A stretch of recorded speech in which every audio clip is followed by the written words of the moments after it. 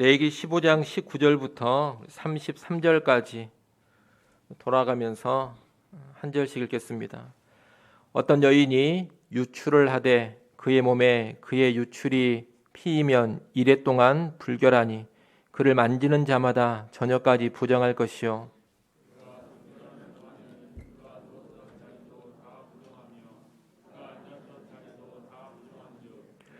그의 침상을 만지는 자는 다 그의 옷을 빨고 물로 몸을 씻을 것이요 저녁까지 부정할 것이며,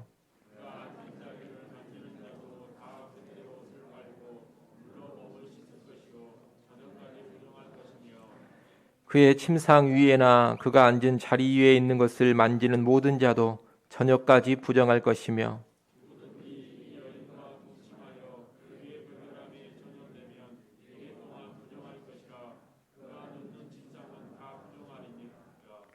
만일 여인의 피의 유출이 그의 불결기가 아닌데도 여러 날이 간다든지 그 유출이 그의 불결기를 지나도 계속되면 그 부정을 유출하는 모든 날 동안은 그 불결한 때와 같이 부정한즉,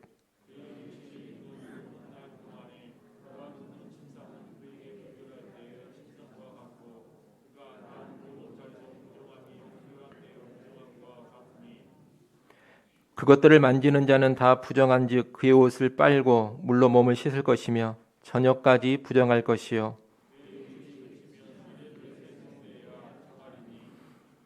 그는 8째 날에 산비둘기 2마리나 집비둘기 새끼 2마리를 자기를 위하여 가져다가 회막 문 앞 제사장에게로 가져갈 것이요.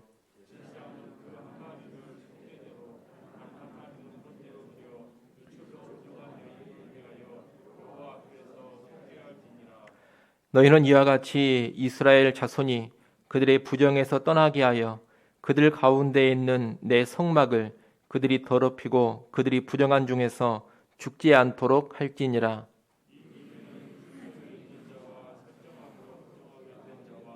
같이 봅니다.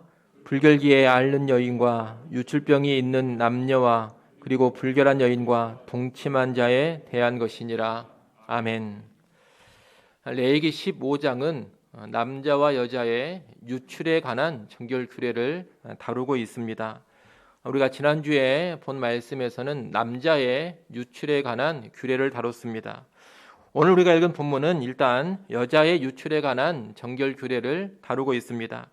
여자의 유출이란 자궁에서 피가 나오는 것인데 이 경우에 그 여자는 부정하게 됩니다. 자궁에서 피가 나오는 유출은 2가지 경우가 있습니다. 정상적인 생리의 경우가 있고 질병의 경우가 있습니다. 오늘 보면 19절부터 24절까지 말씀은 그 2가지 중에 정상적인 생리, 정상적인 월경과 연관된 유출입니다.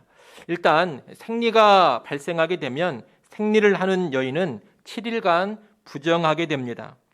이 부정한 7일의 기간 동안 이 여인과 직접적으로 또는 간접적으로 접촉하는 것은 물건이든 사람이든 막론하고 다 부정해집니다.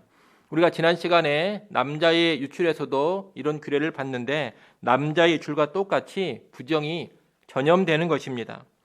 전염을 통해 부정해진 물건이나 사람은 하루 동안 부정해지게 되는데 물건의 경우에는 하루 동안 부정해지고 물로 씻으면 정결하게 됩니다. 그리고 사람의 경우에는 물로 옷을 빨고 몸을 씻으면 다시 정결케 됩니다.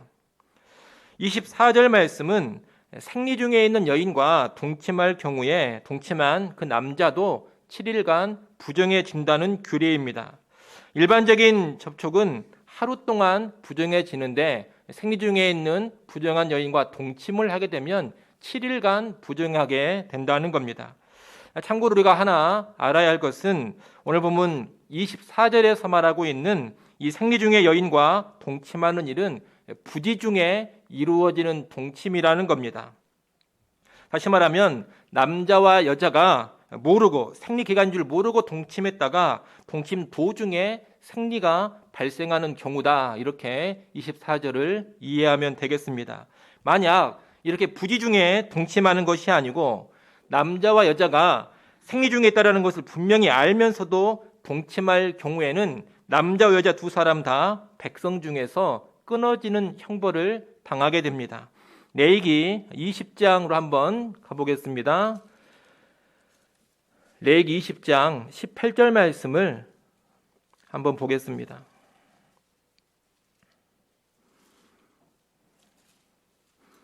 레위기 20장 18절 함께 읽습니다. 누구든지 월경 중의 여인과 동침하여 그의 하체를 범하면 남자는 그 여인의 근원을 드러냈고 여인은 자기의 피 근원을 드러내었음인즉 둘 다 백성 중에서 끊어지리라. 아멘. 여기서 말하는 월경 중의 동침은 월경 중이라는 것을 알고 있으면서도 의도적으로 동침을 하는 경우입니다. 이런 경우에는 동침한 남자와 여자 둘 다 백성 중에서 끊어지는 형벌, 다시 말하면 공동체에서 추방당하는 형벌을 당한다는 겁니다. 아주 엄한 형벌이 내려지는 것이라 하겠습니다. 이에 비해서 남자와 여자가 인식하지 못했던 가운데 생리 중에 동침 중에 생리가 이루어지는 경우에는 남자가 7일간 부정해 준다는 겁니다. 알면서 의도적으로 범한 것이 아니기 때문에 7일에 부정으로 처리하고 이 부정해진 남자와 접촉하는 것도 다 부정해진다, 그렇게 말하고 있습니다. 따라서 이 구약 율법에 의하면 생리 중에 있는 여인과 동침하는 일은 본질적으로 금지되어 있다, 이렇게 이해할 수가 있겠습니다. 이어지는 25절부터 27절까지 말씀은 정상적인 생리가 아닌 만성적인 자궁 출혈로 인한 유출의 규례입니다. 이것은 하혈이 계속되는 일종의 질병입니다. 이 경우에 여인은 계속해서 부정한 상태에 있게 되고 그녀와 직접 간접적으로 접촉하는 모든 것 역시 부정하게 됩니다. 생리 중의 여인과 같은 수준으로 부정을 전염시키는 것인데 이 부정이 그치지 않고 계속된다는데 문제가 있습니다. 생리 중에 있는 여인은 7일 동안만 부정해지고 그 뒤에 다시 정결하게 됩니다. 하지만 하혈이 그치지 않고 계속되는 여인은 그 질병이 고쳐지지 않는 한 계속해서 부정한 여인으로 있게 되고 주변의 모든 것을 다 부정하게 만드는 겁니다. 당연히 이런 여인은 공동체 안에서 정상적인 생활을 하는 것이 불가능해집니다. 질병이 빨리 치유되지 않고 오랫동안 지속된다면 이런 여인은 공동체로부터 격리된 삶을 살 수밖에 없는 겁니다. 28절부터 30절까지 말씀은 이런 만성적인 자궁 출혈이 나았을 때, 치유되었을 때 행하는 정결 의식을 알려주고 있습니다. 여인의 만성적인 자궁 출혈이 낫게 된다면 그로부터 7일 후에 정하게 됩니다. 아마 7일째에 그녀는 옷을 빨고 몸을 씻었을 것입니다. 그리고 8째 날에 비둘기 2마리를 제사장에게로 가지고 와서 속죄제와 번제를 드리면 다시 완전히 정결하게 됩니다. 그 뒤에 정상적인 삶으로 이 여인이 복귀하게 되는 겁니다.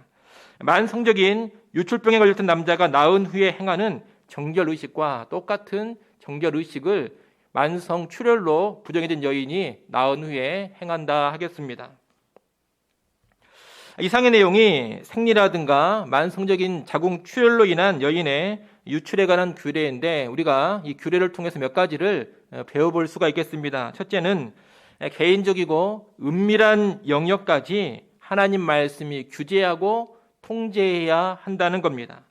이 내용은 지난주에 남자의 유출과 연관해서 이미 충분히 말씀을 드렸기 때문에 따로 더 자세히 설명하지는 않겠습니다. 다만 남자가 됐든 여자가 됐든 언약 백성은 개인적이고 은밀한 영역에까지 하나님 말씀의 통치가 이루어져야 한다. 이것을 다시금 여러분이 기억하시기 바랍니다. 하나님의 말씀은 우리의 사적이고 아주 내밀한 영역까지 침투해 들어와야 합니다. 그런 가운데 지극히 개인적이고 아주 은밀한 영역에 이르기까지 부정을 피하고 정결함을 유지해야 하는 겁니다.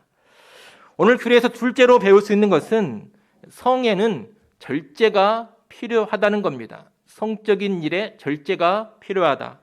오늘 본문의 정결법에 따르면 생리 중에 있는 여인과는 동침이 금지되어 있습니다. 따라서 아내가 생리 중에 있다면 부정한 기간으로 정해진 7일 동안은 남편과 아내 쌍방간에 동침을 하지 않아야 합니다. 이 기간은 쌍방간의 성을 절제해야 한다는 겁니다.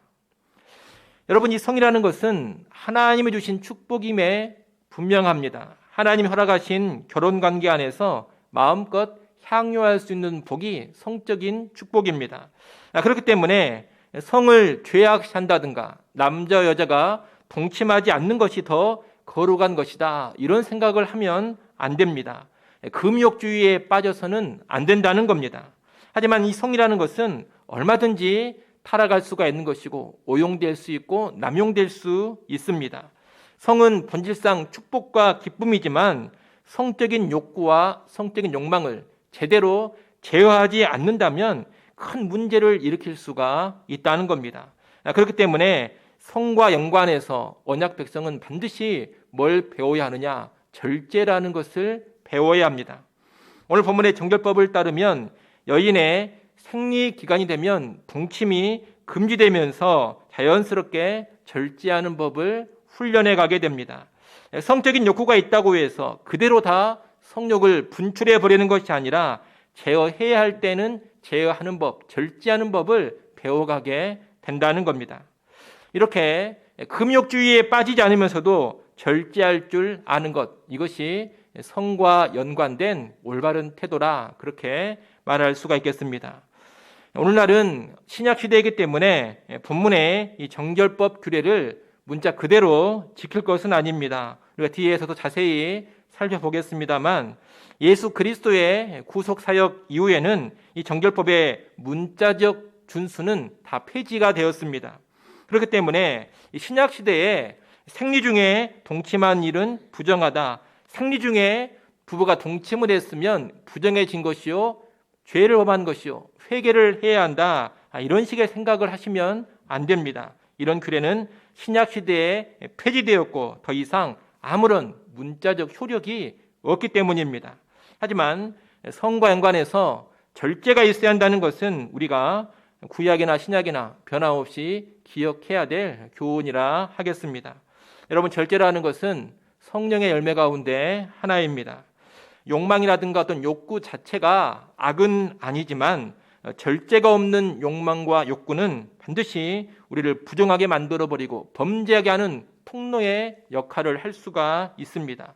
그래서 성령님께서는 성도를 어떤 길로 인도해 가시느냐, 욕망과 욕구를 절제하는 방향으로 이끌어 가시는 겁니다. 그래서 그런 성령의 통치를 잘 따르고 성령의 인도를 받아가 살게 되면 자연스럽게 뭐가 맺어지느냐, 절제의 열매가 맺어지게 되는 겁니다. 이런 절제를 통해서 부정함과 죄를 피하고 경건과 거룩을 더 높은 수준으로 언약 백성은 이루어 가는 겁니다. 이를 잘 기억하시고 성욕을 비롯한 우리의 모든 욕구와 모든 욕망들을 절제 가운데 지혜롭게 채워갈 수 있기를 바랍니다.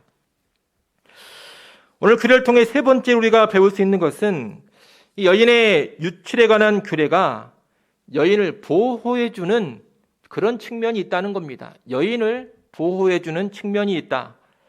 생리와 연관된 정결 규례에 따르면 생리 중에 여인이 접촉하는 물건과 사람은 다 부정해집니다. 따라서 이 정결법을 준수하자면 생리 중에 있는 여인은 집안일을 비롯한 여러 일들과 거리를 둬야만 합니다.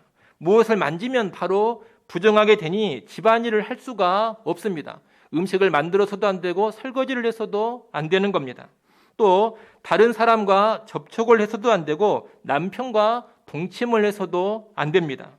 이런 가운데 이 여인은 아무런 일도 하지 않고 다른 사람에게 그 어떤 방해도 받지 않으면서 이 7일의 생리 기간을 보내게 되는 겁니다. 여러분, 이 생리라는 것이 참 불편한 일이요, 때로는 상당한 고통을 수반하기도 하는 일입니다. 생리 기간의 여성들은 심한 생리통을 겪기도 하고 두통이라든가 아주 피곤한 증상을 겪기도 합니다. 그런데 이 정결법으로 인해서 생리 중의 여인은 가정일과 기타 여러 가지 감당해야 되는 모든 일들로부터 벗어나게 되는 겁니다. 생리의 불편함이라든 고통을 잘 모르는 남편으로부터도 이 여인은 보호가 되어집니다. 부정한 기간으로 규정되어 있지만 동시에 쉼을 얻고 보호받는 기간이 되는 겁니다. 앞서 우리가 레위기 12장에서 본 출산 시에 산혈과 연관된 정결법에서도 여인의 보호가 이루어졌습니다. 그 출산과 연관된 정결법을 잘 지키면 아들을 출산한 여인은 40일 동안, 그리고 딸을 출산한 여인은 80일 동안 자연스럽게 쉼을 누리게 됩니다. 출산 후에 상당 기간을 출산한 여자가 아무런 일도 하지 않고 모든 일로부터 벗어나서 쉼을 누리게 되는 겁니다. 마찬가지로 생리와 연관된 이 정결법에서도 생리 중인 여자가 쉼을 얻고 보호받을 수 있는 그런 근거가 마련되는 겁니다. 물론 이것이 정결법의 핵심적인 목적은 아니지만 부수적으로 이런 보호의 효과를 거두게 된다, 그렇게 이해하시면 되겠습니다. 우리는 이를 통해서 생육하여 번성하라는 하나님의 그 귀한 사명을 수행하는 과정에서 여자가 겪게 되는 불편과 고통을 배려하고 여자를 보호하는 그런 정신을 배우게 됩니다. 여러분, 율법은 엄격한 면만 있는 것이 아닙니다. 연약하고 고통 가운데 있는 사람들을 세심하게 배려하는 그런 자비의 정신이 율법 곳곳에 깃들여 있습니다. 우리 하나님은 임신과 출산을 감당하는 여성에게 아주 깊은 관심을 지니시고 보호하고자 하시는 분입니다. 그러니 우리 역시 연약하고 수고하며 고통당하는 여인들에 대한 배려와 보호의 마음을 한시라도 상실해서는 안 되는 겁니다. 현재 나라에서 시행하는 생리휴가라든가 출산휴가, 육아휴가 이런 제도는 지극히 성경적인 제도라고 말할 수가 있겠습니다. 성경의 정신에 부합하는 제도이기 때문에 교회나 그리스도인이 결코 이런 제도를 부정적으로 보고 반대해서는 안 됩니다. 오히려 적극적으로 시행되도록 해야 하고, 여성들이 다른 사람 눈치 보는 일 없이 이런 제도를 얼마든지 마음껏 이용할 수 있는 그런 사회 분위기를 만들어 갈 수 있어야 하겠습니다. 또한 우리 그리스도인들도 가정과 교회에서 생리나 임신, 출산, 육아 가운데 있는 여성들을 최대한 배려하고 돌보고 보호하고자 해야 하겠습니다. 가정에서는 남편들이 아내들을 잘 배려하시기 바랍니다. 그리고 교회에서는 지도자와 남성들이 해당되는 여성들을 배려해 줄 수 있어야 하겠습니다. 임신 가운데 있고 또 출산한 후에 있고 육아 가운데 있는 여자 성도들을 교회의 봉사나 책임으로 과하게 몰아붙일 일이 결코 아닙니다. 오히려 그런 여성들에게는 충분한 쉼과 충분한 보호의 배려를 해줄 수 있어야 율법의 정신에 합당하게 움직이는 교회의 지도자들이다, 이렇게 말할 수가 있겠습니다. 여기까지 해서 여성의 유출에 관한 내용은 다 다뤘는데 오늘 본문의 마지막 부분이 남아 있습니다. 오늘 본문 맨 뒤에 있는 31절부터 33절까지 말씀이 있는데, 이 부분의 말씀은 남자와 여자의 유출을 다루고 있는 레위기 15장 전체를 정리하고 마무리하는 말씀입니다. 이 가운데 31절이 핵심 구절인데 31절 말씀을 여러분이 한번 읽어보십시오. 31절 말씀 읽습니다.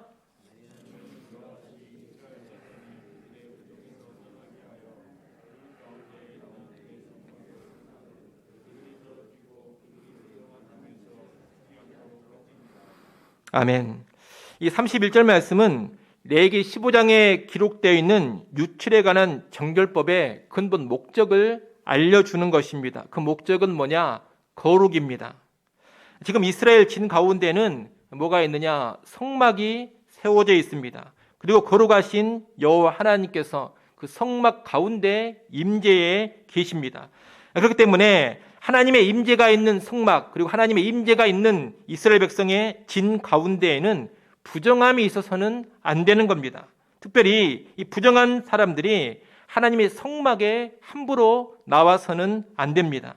성막은 직접적인 하나님의 임재가 있는 지극히 거룩한 공간입니다. 그렇기 때문에 이 지극히 거룩한 성막에 유출로 인해 부정해진 남자나 여자가 접근하면 안 되는 겁니다. 부정한 중에 접근을 하면 죽임을 당하게 된다고 하나님은 경고하고 계십니다.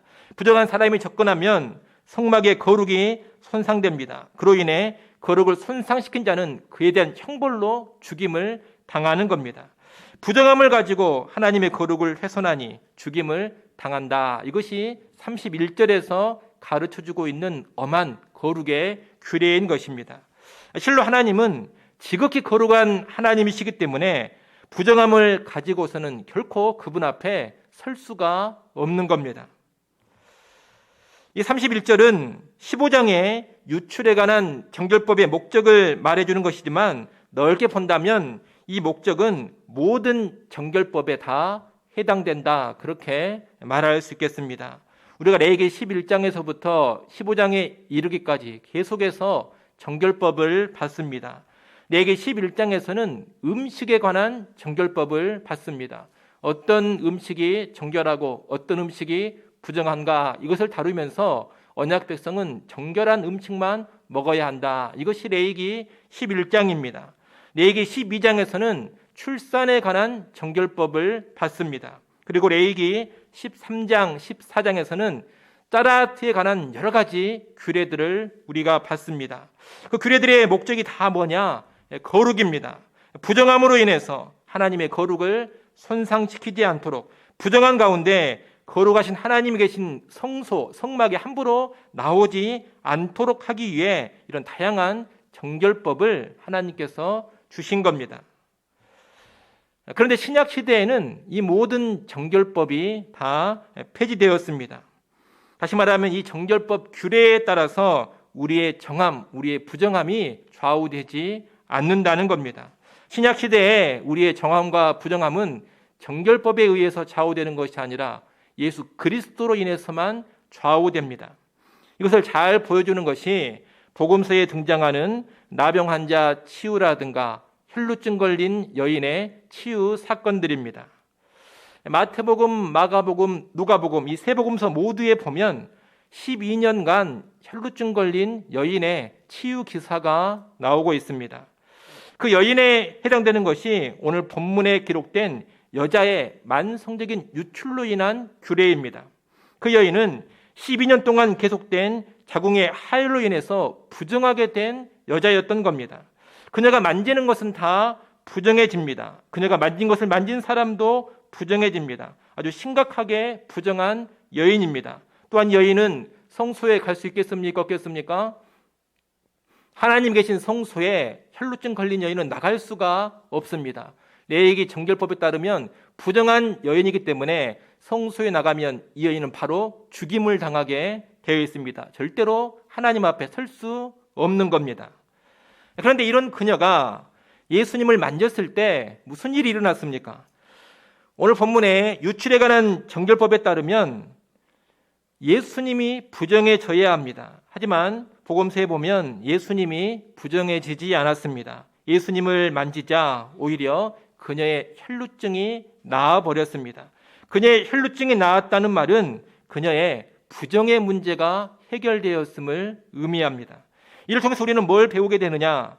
예수님은 그 어떤 심각한 부정이라도 즉각적으로 정결케 하시는 분이다. 이것을 배우게 되는 겁니다. 여러분, 예수님이 이 복음서에서 혈루증 걸린 여인을 치유하신 기적은 단순히 질병 하나 고쳐주는 그런 치유 사건이 아닙니다. 이것은 본질적으로 무엇에 관한 문제냐? 정함과 부정함에 관한 문제입니다. 이 혈루증 걸린 여인은 부정하기 때문에 하나님의 성소에 절대 접근할 수 없는 여인입니다. 성소로 가면 죽임당합니다. 그런데 믿음으로 예수님을 만짐으로써 그녀의 부정이 해결되었습니다. 정결한 사람이 되었고 이제 하나님의 성소로 담대하고 당당하게 나아갈 수 있는 그런 여자가 된 겁니다. 한마디로 혈루증 여인을 치유하신 사건은 어떤 사건이냐? 부정해서 하나님의 성소로 접근도 할 수 없는 여인을 정결하게 해주셔서 이제 그 성소로 마음껏 나아갈 수 있게 만들어준 사건인 것입니다. 단순히 병 하나 고쳐주신 사건이 아니라 정결하게 해주신 사건, 하나님의 성소로 나갈 수 있게 해주신 그런 사건이라는 겁니다. 이것은 나병 환자 치유 사건도 똑같은 원리입니다. 마태, 마가, 누가복음 세 복음서 모두에 나병 환자 치유 기사가 기록되어 있습니다. 이 나병이 우리가 레위기 13장 14절에 봤던 짜라트를 가리키는 겁니다. 이 짜라트는 우리가 이미 봤습니다만 대단히 심각한 부정입니다. 짜라트, 다시 말해 나병으로 판정된 사람은 하나님의 임재가 있는 진 안에 있을 수가 없습니다. 즉각적으로 진 밖으로 추방되어집니다. 당연히 성소에도 갈 수 없습니다. 그러니 이 나병에 걸린 사람은 단순히 몸이 아픈 사람이 아닙니다. 그는 지극히 부정한 사람이요, 하나님의 성소에 감히 접근조차 할 수 없는 그런 사람인 겁니다. 그런 맥락에서 이 나병 환자를 예수님이 고쳐주신 것도 단순히 건강 회복의 그런 문제가 아니라는 겁니다. 부정한 그 사람을 정결하게 하셔서 하나님의 성소로 들어갈 수 있게 해주신 사건이 나병 환자 치유 사건입니다. 여러분, 우리가 이 레위기의 정결법을 잘 모르면 복음서에 나오는 예수님의 치유 기적을 그저 무엇으로만 이해하게 되느냐? 건강 회복 사건으로만 이해를 하게 됩니다. 유대인들은 레위기 정결법을 잘 알고 있기 때문에 예수님이 혈루증 걸린 여인을 고쳐주셨다, 나병 환자를 고쳐주셨다, 이런 이야기를 들으면 건강의 문제를 떠올리기 전에 먼저 뭘 떠올리게 되느냐? 정함과 부정의 문제를 먼저 떠올리게 됩니다. 예수 그리스도께서 부정함을 해결해 주시는구나, 놀라운 일이다. 예수가 부정해져야 되는데 어떻게 접촉을 해도 예수가 부정해지지 않고 오히려 다른 부정한 사람, 그 심각한 부정에 걸린 사람을 정결하게 만들어 버리는가? 예수가 과연 누구인가? 이런 생각을 하게끔 만들어 준다는 겁니다. 하지만 레위기법을 잘 모르는 사람들, 특히 우리나라 사람들 같은 이방인들은 혈루증 치유 사건이라 나병 환자 치유 사건을 보게 되면 무슨 생각밖에 못하게 되느냐? 병을 고쳐주신다, 예수님은 우리에게 건강을 주시는 분이다, 이런 이해밖에 못하게 된다는 겁니다. 그런 의미에서 레위기의 율법, 특별히 레위기의 정결법 같은 것을 잘 알아야지만 신약의 복음서를 성경적인 관점에서 온전히 이해할 수 있다, 그렇게 말할 수가 있겠습니다. 여러분, 복음서에 나병 환자 치유나 혈루증 걸린 여인을 치유하신 기적은 그 본질적인 의미가 뭐냐? 예수님은 아무리 심각한 부정 가운데 있는 사람이라 하더라도 즉각적으로 정결하게 해 주신다는 겁니다. 부정한 그를 정결하게 하사 하나님 앞에 죽음의 두려움 없이 당당하게 설 수 있고 당당하게 나갈 수 있게 해 주신다는 겁니다. 우리는 레위기의 말씀을 통해서 예수님의 사역에 대한 그런 본질적인 이해를 할 수 있어야 되겠습니다.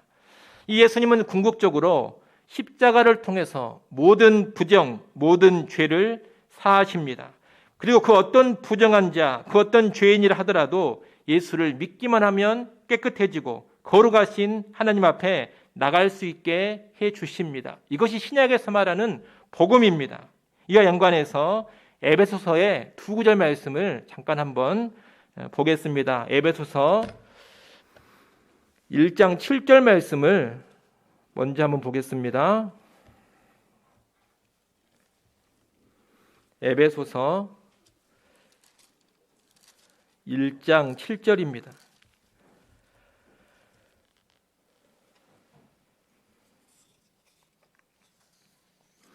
에베소 1장 7절 말씀 우리 같이 한번 읽습니다. 1장 7절 함께 읽습니다.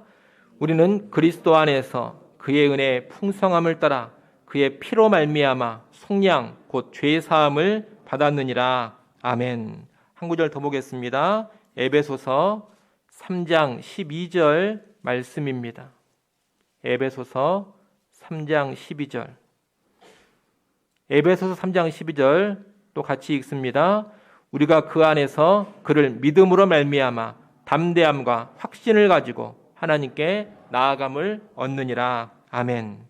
예수의 피로 죄 사함 받아서 깨끗하게 되니 예수를 믿는 사람이라면, 예수를 믿기만 한다면 그 누구라도 담대함과 확신을 가지고 하나님께 나아갈 수 있다는 겁니다. 죽음의 두려움 없이 담대하게 나갈 수 있는 것, 이것이 무엇으로 가능하냐? 십자가의 예수 그리스도를 믿는 믿음으로 가능하게 되는 겁니다.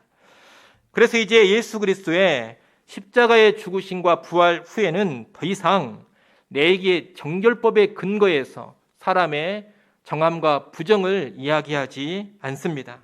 어떤 음식을 먹으면 정결하고 어떤 음식을 먹으면 부정해진다. 출산한 여인이 얼마의 기간 동안 부정해지고 그 뒤에 정결의식을 치러야지 정하게 된다. 짜라트로 인해서 부정해진다. 유출로 인해서 부정해진다. 이런 것이 이제 아무런 의미가 없다는 겁니다. 그런 외적인 모양, 외적인 규례로 정함과 부정을 더 이상 논하지 않습니다. 오직 무엇을 가지고 논하느냐? 예수를 구주로 믿느냐, 믿지 않느냐? 믿음으로 예수 안에 들어와 있느냐, 들어와 있지 않느냐? 이것만 가지고 사람의 정함과 부정함이 결정되어집니다. 예수 안에 있기만 하면 누구나 다 정결합니다. 예수만 믿으면 누구나 거룩하신 하나님 앞에 담대함으로 당당하게 나아갈 수 있게 됩니다. 그래서 이런 차원에서 음식법, 출산법, 짜라트법, 유출에 관한 모든 법에서 예수 믿는 사람들은 자유하게 되는 겁니다. 구약 정결법이 더 이상 사람의 정함과 부정함을 결정짓지 않기 때문에 그런 정결법을 신자는 더 이상 문자적으로 지킬 이유가 하나도 없다는 겁니다. 이제 아무 음식이나 먹어도 괜찮습니다. 어떤 음식을 먹어도 예수 안에 있기만 하면 정한 사람 되는 겁니다. 짜라트에 걸렸어도 나병에 걸렸다더라도 예수 안에 있기만 하면 정결한 사람 되는 겁니다. 유출이 있다 하더라도 예수 안에만 들어와 있으면, 예수만 믿으면 그 사람은 정결한 사람입니다. 그래서 예수 안에 있는 사람들은 다 정결한 가운데 구약의 정결법으로부터 완전한 자유를 얻고 누리게 된다는 겁니다. 다만 이제 예수 안에 있는 사람들은 이 정결법의 의도, 목적이 거룩이라는 것을 알고 예수 안에서 이미 정결해진 우리가 그 정신에 따라서 거룩하게 살아가는 것뿐입니다. 여러분, 거룩이라는 것은 외적 규례의 준수가 아닙니다. 어떤 형식을 지켜가는 것이 아닙니다. 거룩이라는 것은 부정하고 죄악된 세상과 구별되이 살아가는 겁니다. 말씀의 정신, 말씀의 가치관대로 살면서 타락한 세상과 구별되게 다르게 살아가는 것, 여러분, 이것이 거룩입니다. 이를 하시고 예수 안에서 믿음으로 정결하고 거룩하게 되시고 나아가 이 세상에서도 거룩한 삶, 구별된 삶 살아가는 우리 모두가 될 수 있기를 간절히 소원합니다. 기도하겠습니다.